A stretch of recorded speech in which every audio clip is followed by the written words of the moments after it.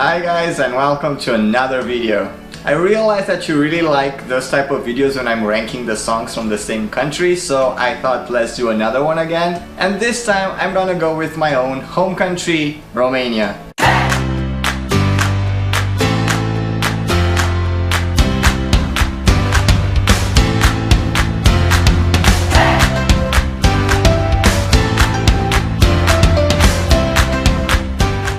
Before I start, I have to tell you this is gonna be very subjective, mostly because I did watch all the national selections, so I know the stories behind everything and interviews and everything like that, so that kind of affects also my opinion of the whole act altogether. I know this might not be really the fairest thing to do, but I'm just giving you a heads up. On number 15, I have Eurovision 2007. Everywhere around the world, I love you, it means the same every day. This act right here is not really my cup of tea. I totally understand what they've tried to do with this one. I understand why they sing in different languages, how they try to promote diversity in this song, but I have to say the song on its own is pretty boring. And I have to say the writing is pretty lazy. I feel like they just decided to meet one afternoon to write a song, and after 2 hours the song was there, and they were tipsy. I also have to say there are many moments on the stage when I find the things to be quite cringy.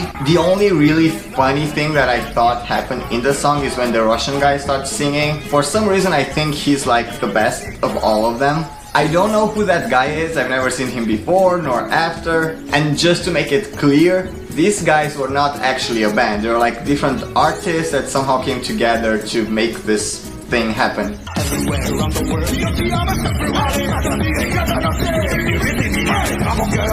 On number 14, I have Eurovision 2011.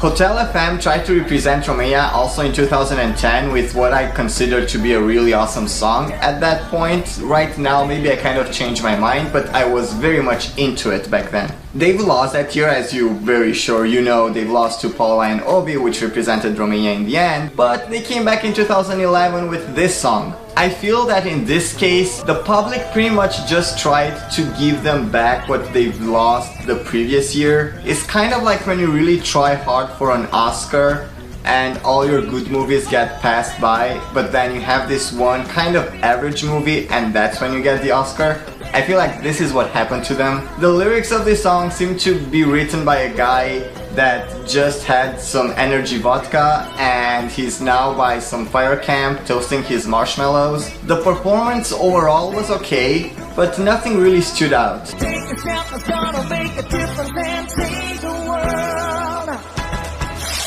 On number 13, I have Eurovision 2013.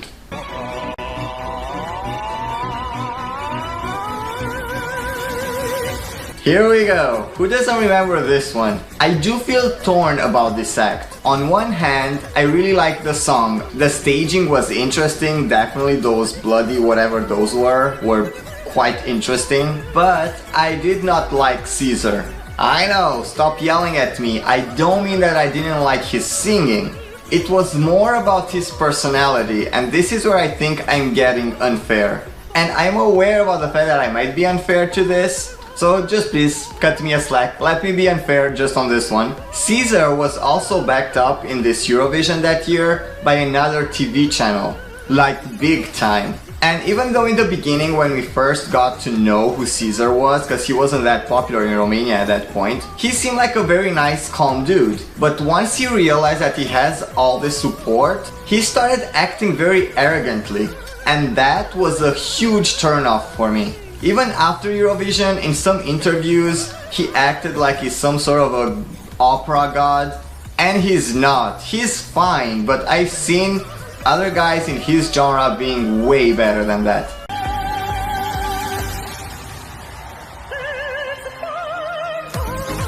On number 12, I have Eurovision 2012.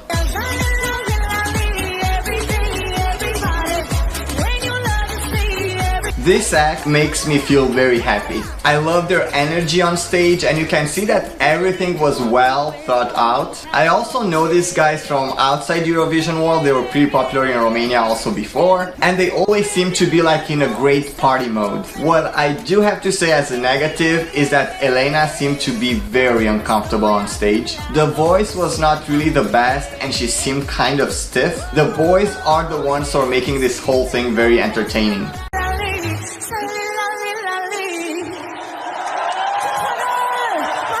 On number 11, I have Eurovision 2009.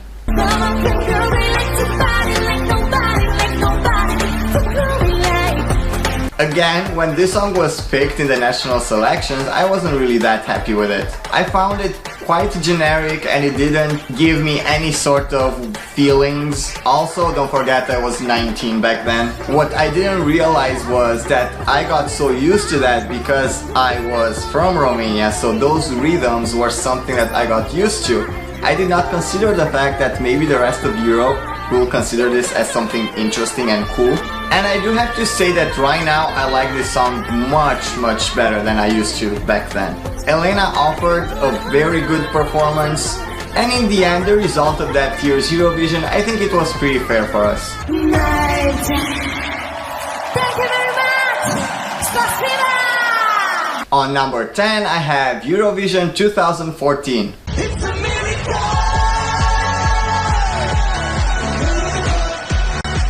I love this one. It makes me want to move. It is a great mix of pop and very good voice. Of course, Paula is pulling pretty much the weight in the group. The high note was just pure awesomeness. I would say even better than the one from Playing with Fire. And I just love how the camera angles are trying to hide constantly the difference in height between the two of them. Not to mention, Paula also had high heels. I also do know that I had some issues with the original performance. They planned everything out in Romania and the organizers told them that they can do what they were planning to do, and once they were in Copenhagen, they told them they cannot do that anymore. So they had only a few days to prepare something else. Overall, I do think the result was more than okay, and I do think that this song was better than many other songs that year.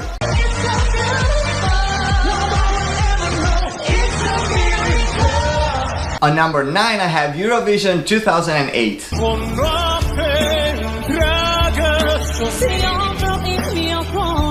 I totally love this song, even though I know it didn't do that well, or at least not as well as I thought it would. The voices are really good, the lyrics are really good, and the performance is very chill and calm without trying too much. Also, I have to say this song was one of my favorites that year in Eurovision. This might also be because I was from Romania in Romania and I was 18. But I have to say, after rewatching the YouTube video, I'm pretty sure that people totally forgot about this song because it literally has less than 50,000 views. Even I have more views on my channel and I'm literally no one.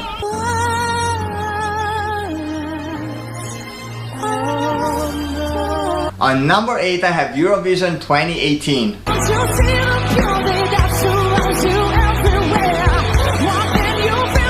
I do not know in which world this is not a qualifying song. I feel that the fans were unhappy that their favorite did not win, so they kind of put a very bad spin on this song. And you cannot hate a song just because your favorite did not win. I've learned that from my own experiences. The vocals were on point, the dress was awesome, I loved the staging, the instrumental was anything but boring, and this act also had a message to send out in the world. I just love it.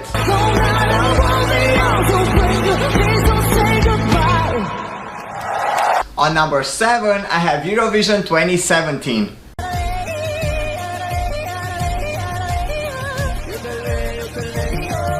I mean, this song, you can only smile. These two on stage are perfect. Rap, yodel and pop is not really something I ever thought I would be enjoying. Ilinka's sass is just so cute. And once the song picks up, I feel like it's just a joy explosion. Whoever came up with this idea has to return to the Romanian Eurovision somehow and just create something similar. My only regret is that those cannons did not shoot out anything like some confetti or fireworks. I know it would have been dangerous, but still, for our entertainment.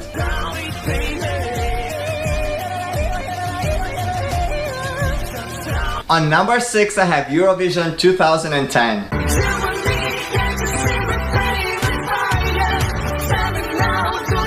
In 2010, in the national selection, I had a totally different favorite. And I do feel like I just felt extremely jealous that my song did not win.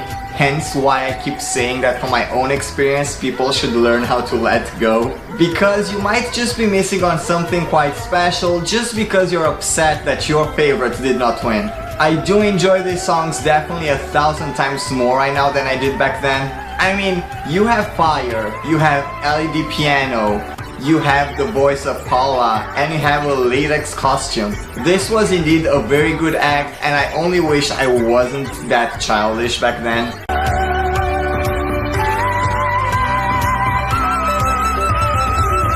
On number 5 I have Eurovision 2006.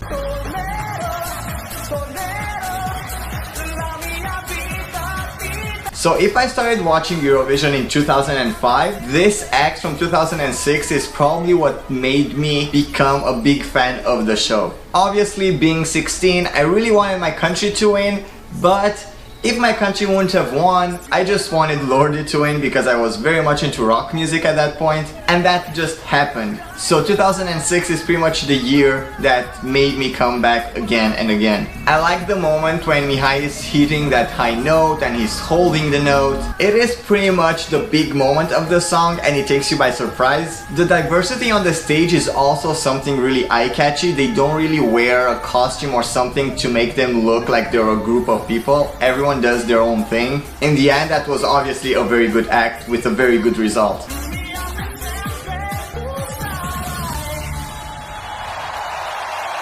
On number 4, I have Eurovision 2019.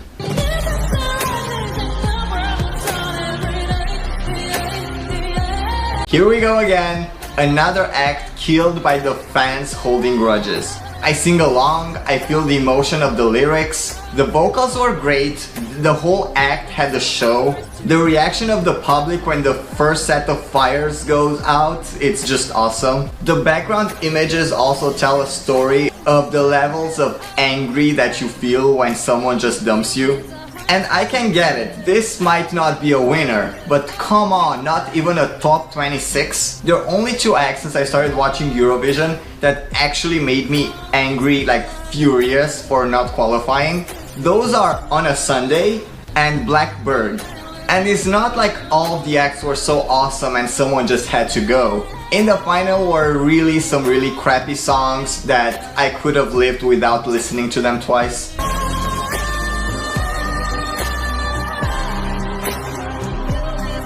On number 3, I have Eurovision 2016.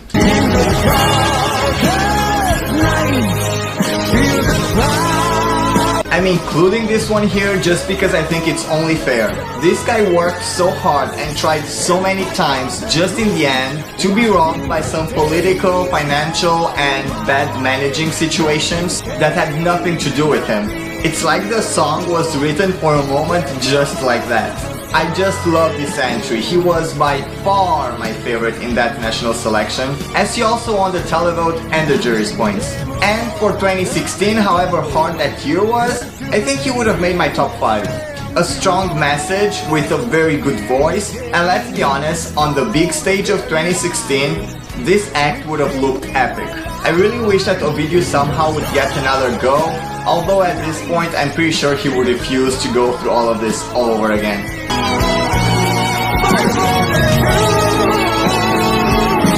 On number 2, I have Eurovision 2015.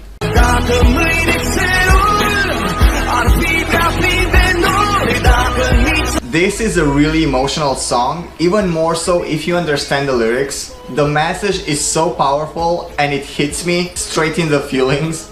I know exactly how the person in the song feels like. This song was just relatable to millions of Romanians. as this song tells the story of parents leaving their kids behind in order to make a better life for the kids, without realizing that for the children maybe it's more important to have the parents with them than actual money that the parents are sending home. And my crying rule stands, not going outside my top 3.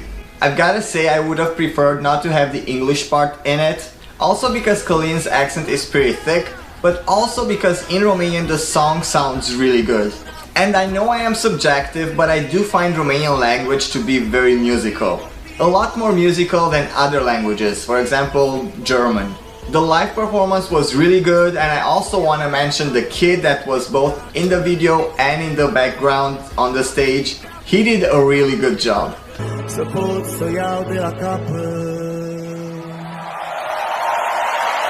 My number 1 is the one that started this whole thing. I probably would not even be here sitting right now. Eurovision 2005.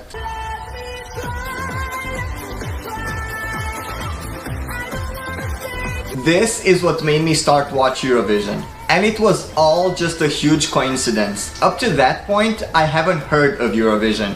And one night I was just like zapping on TV and I just saw the contest. Lucky for me, they were just showing the panel with like all the countries that are competing, and I just saw Romania there. And I was like, what is this? I want to see what Romania is doing. And that's how my addiction began. Even though I knew System and Luminița Angel before this whole thing, I was really proud to see that my country is being represented by some guys that are like playing the barrels. I also liked Luminița, but her genre, what she sings usually, is not really my style of music. But I loved her in this act. Obviously the moment that won me over is the one when they make all those sparkling stuff with their barrels and the tools. I remember that year I think the countries were not allowed to use fireworks on stage, so they just worked out something around that rule. So if you wonder how I started becoming a Eurovision fan, is with this very act, very performance and very song.